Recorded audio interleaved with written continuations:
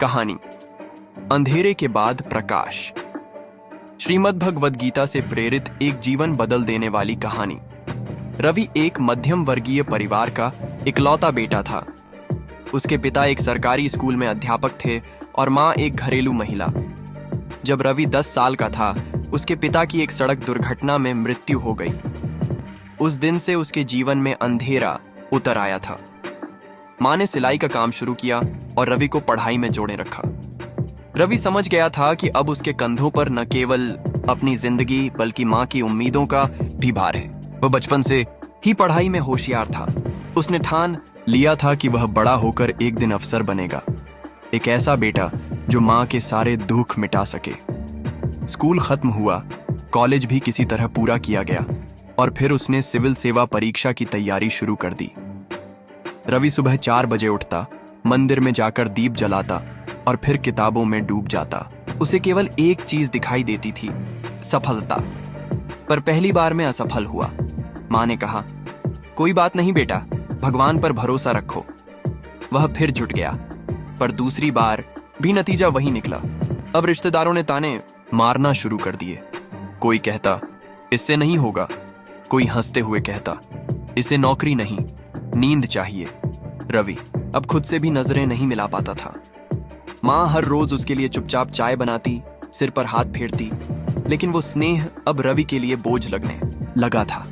तीसरी बार जब उसका चयन फिर नहीं हुआ तो रवि पूरी तरह टूट गया। उसने कमरे में खुद को बंद कर लिया, फोन बंद कर दिया, दोस्तों से बात बंद कर दी, खाना पीना छोड़ दिया। एक रात वह छत पर गया और रेलिंग के किनारे खड़ा होकर खुद से बोला, अब और नहीं होता, बस अब खत्म कर दूं सब कुछ। तभी पीछे से माँ की धीमी लेकिन सधी हुई आवाज आई, रुक जा बेटा। रवि पलटा, उसकी आंखें आंसुओं से भरी थीं। माँ ने चुपचाप एक पुरानी किताब उसके हाथ में रखी और बोली, ये तेरे पापा की गीता है, आज इसे एक बार पढ़ ले, फिर जो मन करे कर लेना। रवि ने अनमने भाव से गीता के पन्ने पलटे। पहले पन्ने पर लिखा था, जब मनुष्य मोह में फंस जाता है तब वह अपने कर्तव्यों को भूल जाता है।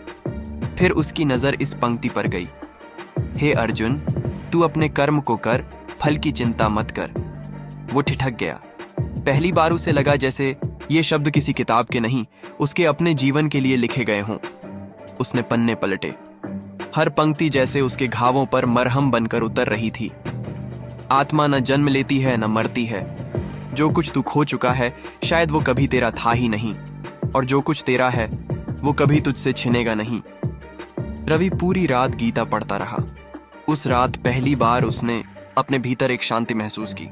उसे समझ आया कि वह अब तक केवल सफलता के पीछे भाग रहा था, लेकिन जीवन तो कर्तव्य निभाने का नाम है। परिणाम तो बस ईश्वर की इच्छा है। अगली सुबह रवि उठा। उसने माँ के चरण छुए और मुस्कुराकर बोला, अब मैं फिर से लड़ूंगा, लेकिन इस बार हारने से नहीं डरूंगा, क्योंकि अब मुझे खुद पर नहीं, भगवान के न्याय पर भरोसा है।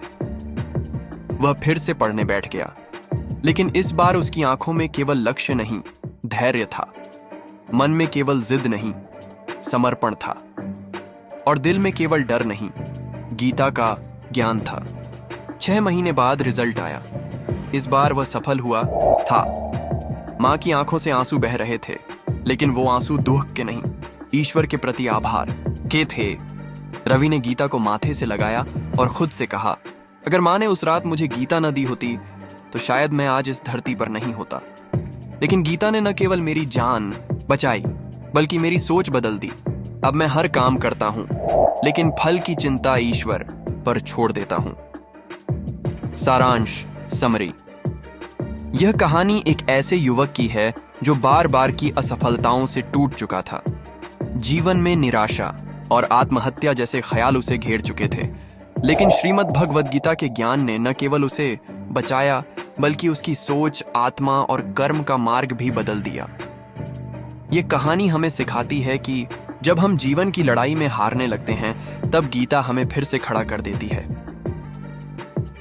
गीता केवल एक पुस्तक नहीं है, यह आत्मा का भोजन है जो मरते हुए मन को फिर से जीवन देती है।